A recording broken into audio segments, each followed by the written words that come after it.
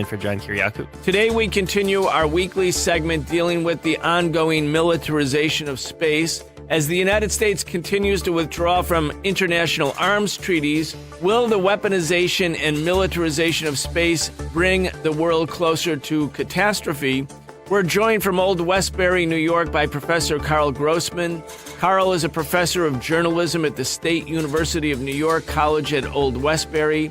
He's also the author of 6 books and the host of the nationally aired television program focused on environmental, energy, and space issues.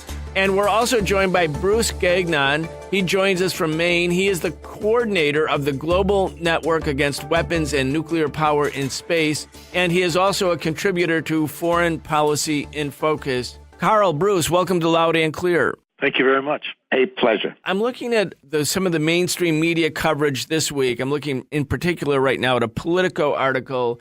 The title is Trump to Approve Lean Space Force.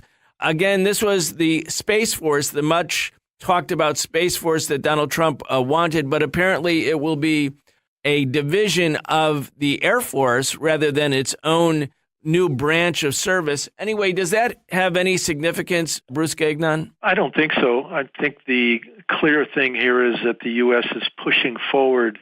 Space has long been militarized with military satellites, and now they're moving to space weaponization, which is really the most dangerous aspect of all. So the name of it isn't really that important. There's been a Space Command for many, many years within the Air Force, and this is really just changing the name of the Space Command to the Space Force. But the real issue is the weaponization. Bruce, what are some of those weapons? I mean, what can the United States or other powers put up into space that can have such devastating consequences here on Earth? Well, one thing they're talking about now is space-based missile defense. So missile defense is a misnomer. It's really a key part of U.S. first strike attack planning. The idea is the U.S. launches a attack to take out Russian and Chinese nuclear forces on the ground and under the ocean in their submarines.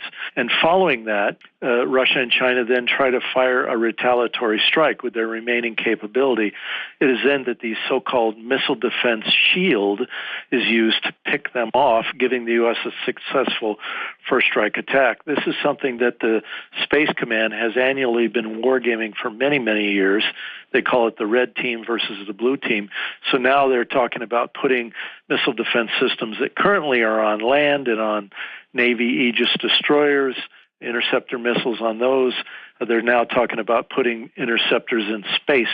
They would give them a whole new level of technology. They're also working on systems that can fire from space and hit targets on the Earth below.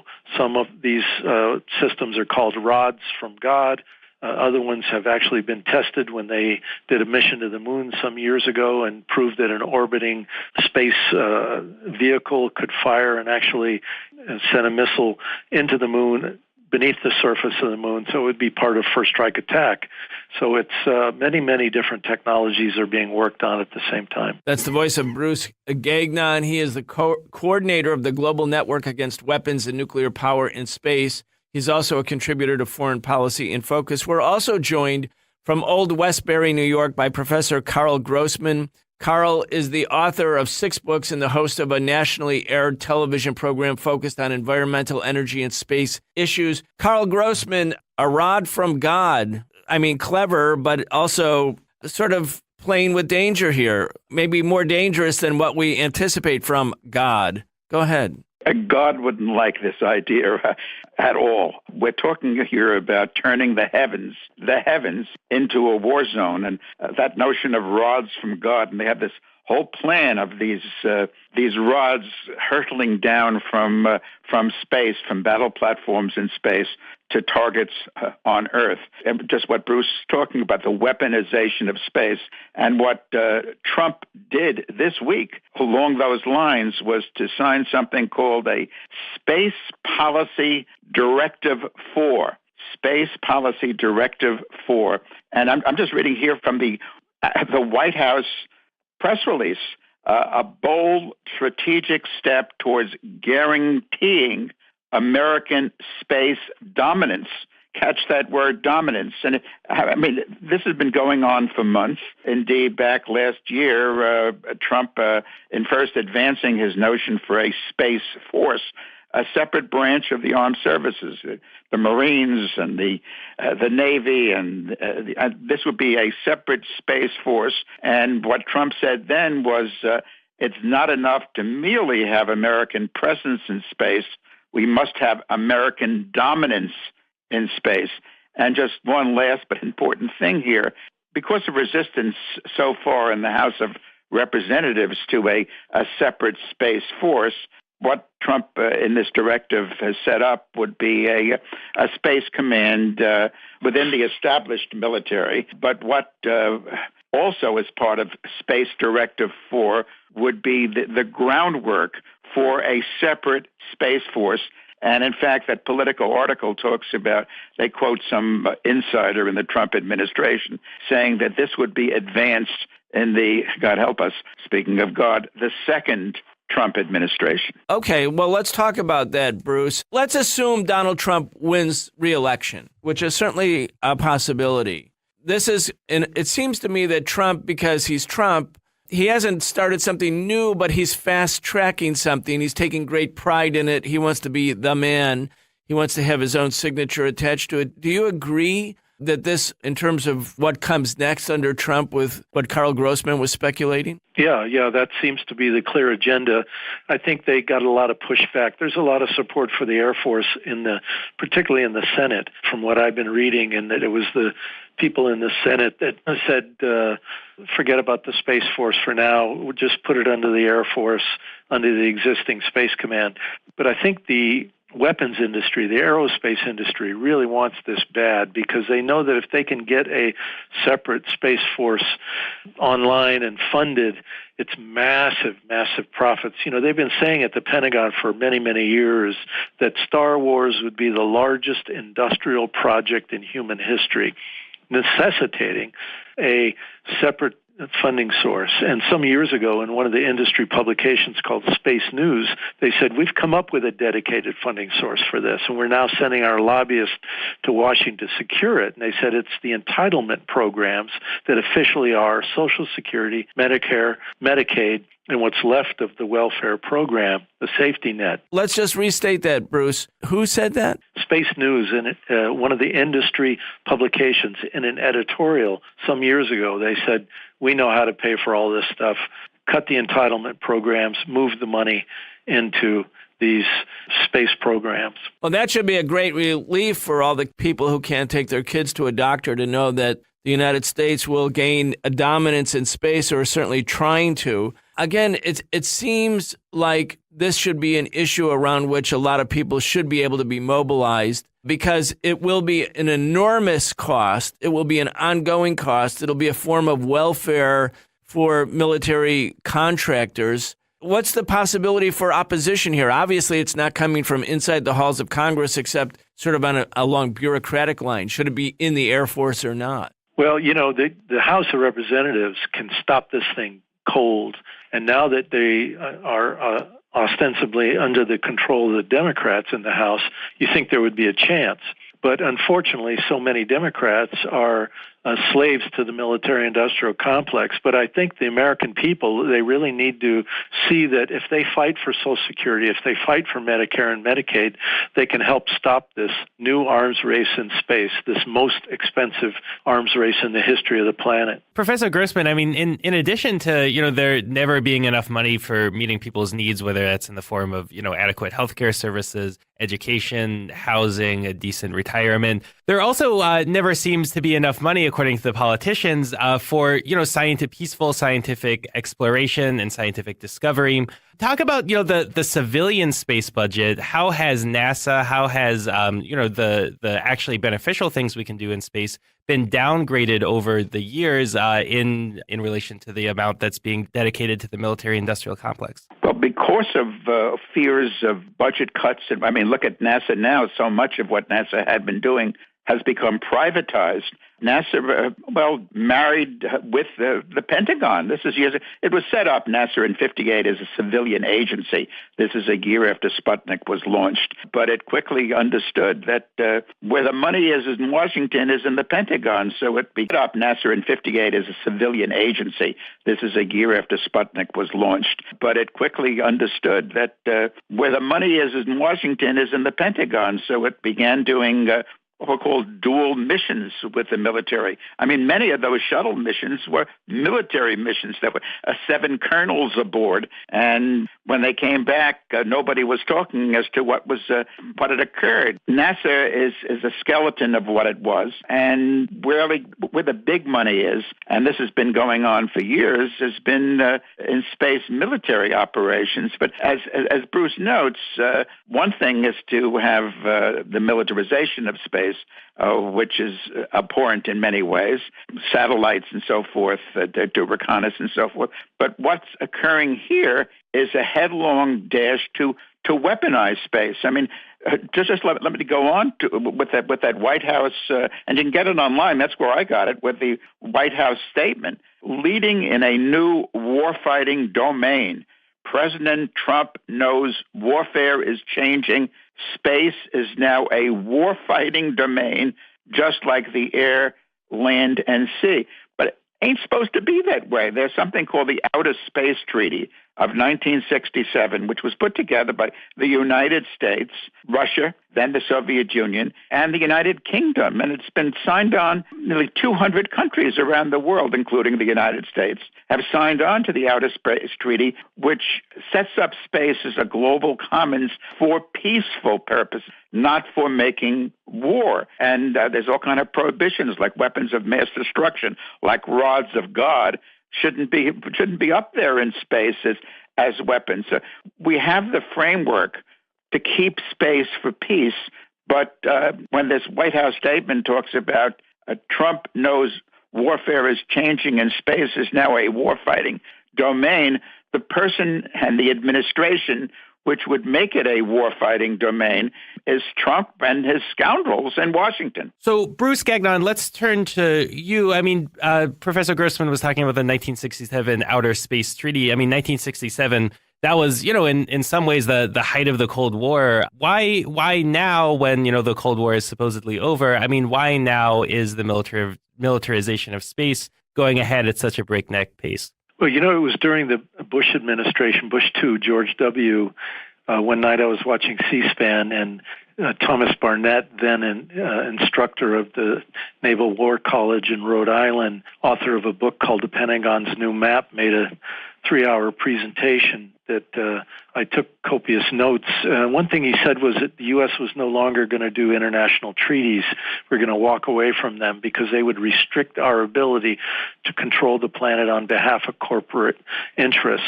And that's why we see the U.S. during that Bush administration pulled out of the ABM treaty, the Anti-Ballistic Missile Treaty, and now Trump has just recently pulled us out of the INF treaty, the Intermediate Nuclear Forces Treaty. It's very clear that the United States is looking over its shoulder, seeing the rise of a multipolar world where Russia and China and India, Brazil, South Africa, many countries, Iran, are becoming powerful, and the United States doesn't like that and wants to stay in control of everything, militarily and economically, something that can't happen. It's just, it's a rising tide here is going to flood those dreams of U.S. domination. But so they view space as an opportunity. If they can control and dominate space, then they can see everything on the planet, target everything on the planet, intercept all communications on the planet, and deny other countries the use of space as well. So it's very provocative, very dangerous moment, but they're going for it. Because they sense that if they don't do it now, their day as the empire is over. Yeah, Professor Grossman, this could set off a arms race, a global arms race in space. Talk a little bit about that possibility. What danger does this pose in terms of, the message it sends to other powers with the ability to put weapons into space, nuclear or otherwise. It definitely will trigger a massive and incredibly, unbelievably expensive arms race in space, because Russia and China, they're not going to accept American dominance of the planet from space. And I mean, this is what this is all about, as Bruce outlines.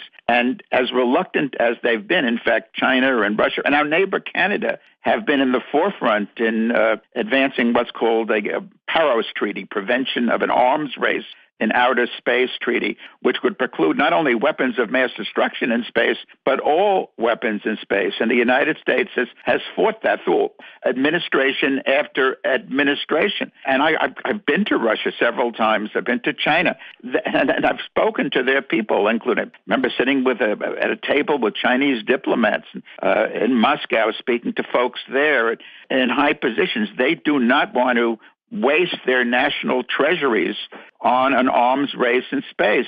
Remember those young Chinese diplomats saying how we want to educate, we want to house, we want to provide health care for our people. We don't want to blow it on war in space. But if the United States moves up into space with the intent to dominate the Earth below from space and dominate space as well, like any nation could dominate space, China's going to be up there, Russia's going to be up there, and that's just the beginning of an arms race in space. Watch India, watch Pakistan, and so forth. In terms of human history, it's going to be such a waste. The word waste doesn't describe it. And once it happens, once there is an arms race, once there are battle platforms up in space, preparations for war in space, inevitably, there'll be war in space, and there'll be no going back. That's the voice of Professor Carl Grossman. We're joined by Carl Grossman and Bruce Gagnon on this new segment where we talk about the militarization of outer space. It's happening with dynamism.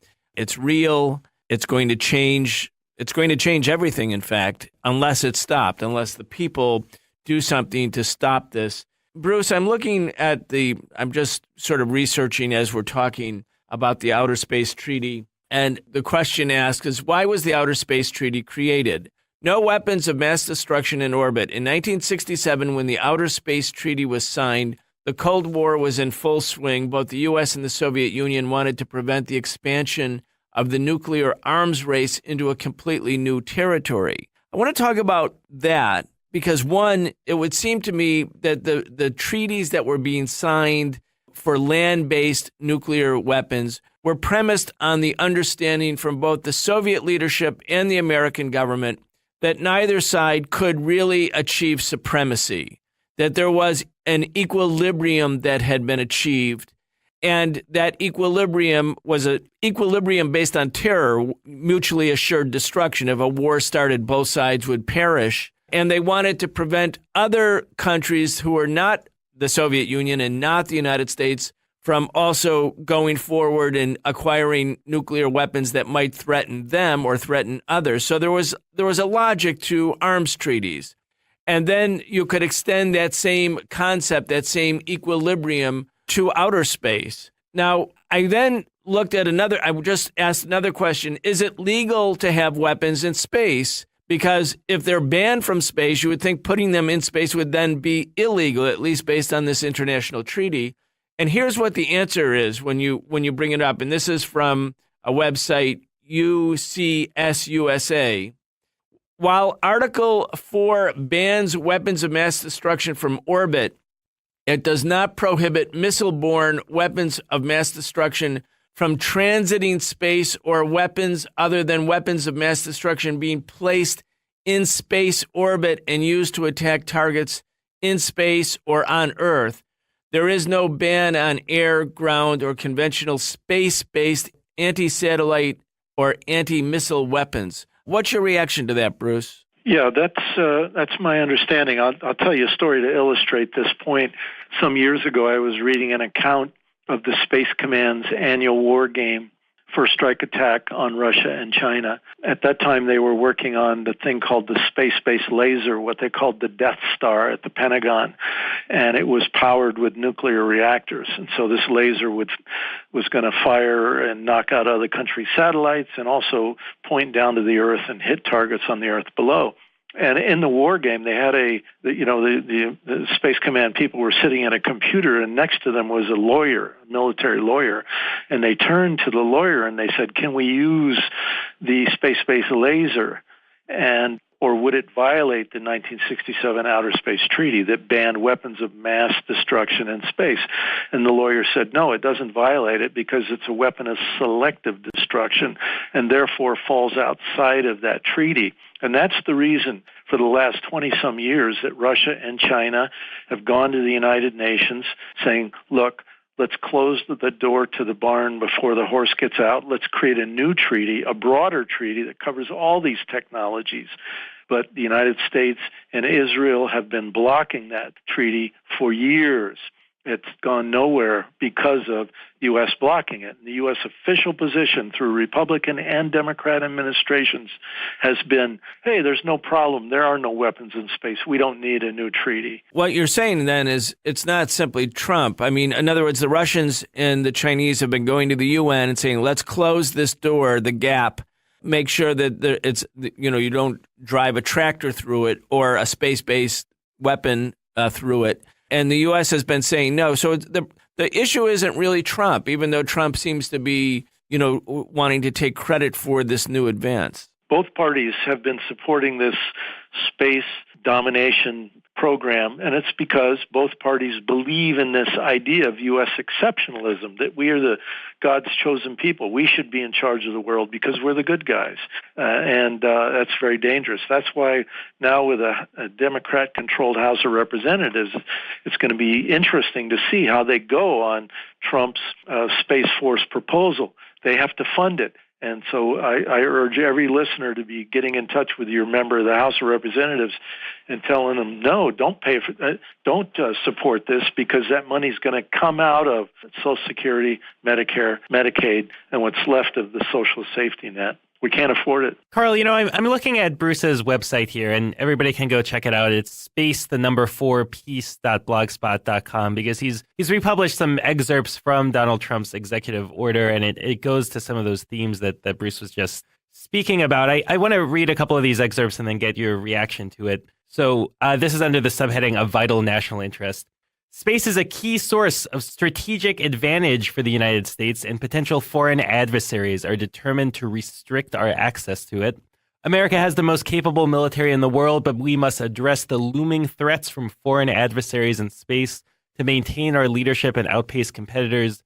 America will always seek peace through strength, and we will work with our allies and partners to secure that peace in space. Pretty remarkable, the language that's being used there. What's your reaction? Well, one thing they also say in that, this is the announcement that you're reading from by the Trump administration just days ago, and they blame their adversaries, saying, essentially trying to make the point that they're now leading this arms race. They're getting ahead of us. That's always been this thing the U.S.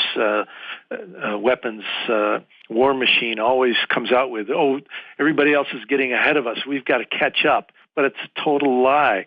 Russia and China are not leading this whatsoever. The U.S. has been leading this space arms race from the very beginning, ever since the Nazis were brought over here after the end of World War II in Operation Paperclip to create the U.S. space program. Wernher von Braun, Major General Walter Dornberger, and in fact Dornberger, who was Hitler's liaison between Hitler's office and the rocket scientist Wernher von Braun and his engineers.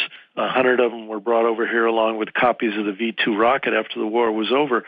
Dornberger became vice president of Bell Aerospace in New York, and he testified before the Congress of the United States, giving the vision of orbiting battle stations. So what Trump is now laying out today is actually the Nazi prophecy articulated in the Congress of the United States, come home to roost. I mean, it's, and I've always asked the question, when you bring over 1,500 of the top Nazi operatives after World War II in Operation Paperclip and seed the military-industrial complex with them, the CIA, space medicine, the space create the space program, all that stuff. Is there an ideological contamination that comes along with them? And I think the answer is clear. Carl Grossman, is Bruce being hyperbolic? I mean, this is a Nazi fantasy coming true? No, it's terrible reality. Just like Bruce relates, we brought over under Project Paperclip after World War II these Nazi scientists.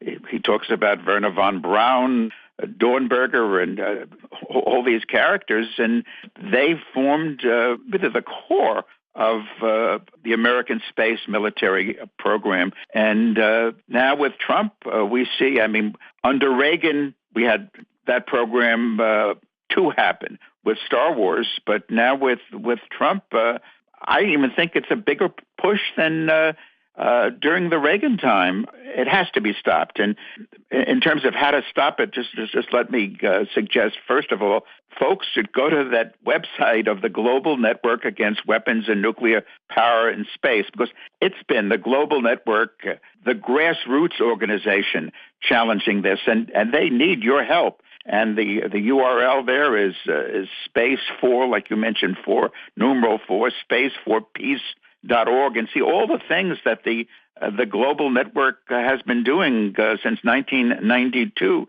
including having every year a Space for Peace week. So that's been the leading grassroots organization challenging this madness. And just in terms of, if I can mention the attitude of other countries, and I discussed before how Canada has been our neighbor Canada has been in the lead trying to get this Paros Treaty voted in, along with Russia and along with China and so many other countries.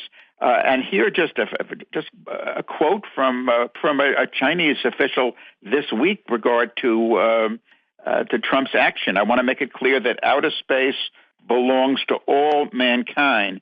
It is not exclusively owned by any one country, and especially not the private property of the U.S. Very interesting points. And just to reiterate that website, it's space, 4, peace.blogspot.com. That's all the time we have. We were joined from Old Westbury, New York, by Professor Carl Grossman. He is a professor of journalism at the State University of New York College at Old Westbury. He's also the author of 6 books and the host of a nationally aired television program on these topics. We were joined also by Bruce Gagnon. He talked to us from Maine. He's the coordinator of the Global Network Against Weapons and Nuclear Power in Space. You've been listening to Loud and Clear. Be sure to go to our Facebook page, Loud and Clear with Brian Becker, for daily updates. If you enjoy the show and you want your friends to hear it, let us know by liking the page on Facebook. And you can follow us on Twitter at Loud Clear Radio. You can hear us every day, Monday through Friday, from 4 to 6 p.m. on 105.5 FM and 1390 AM in the Washington, D.C. area.